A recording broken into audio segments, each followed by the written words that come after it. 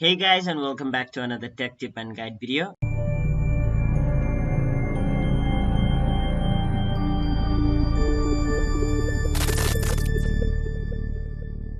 First of all, go to any web browser on your mobile device or your desktop, and in the web address bar type in CapitalOne.com, and it'll redirect you to the official homepage of Capital One. There you can see options named username, password.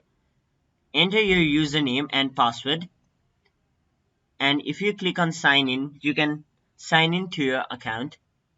By any chance, if you forgot your username or password, you can click the option named Forgot Password or Username to recover your password or username. There you'll have to enter your basic information to verify that it's you. After verifying and following all the steps provided to you, you can simply recover your forgotten username or password.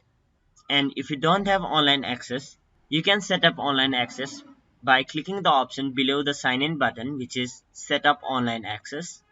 Then again, you have to enter your basic information like last name, social security number or bank account number, your date of birth, and follow all the steps it will provide to you. And once that's done, you can set up your online access to Capital One. So that was it for this video. Hope this video was helpful to you guys, and if it was, please make sure to like this video and subscribe to our channel.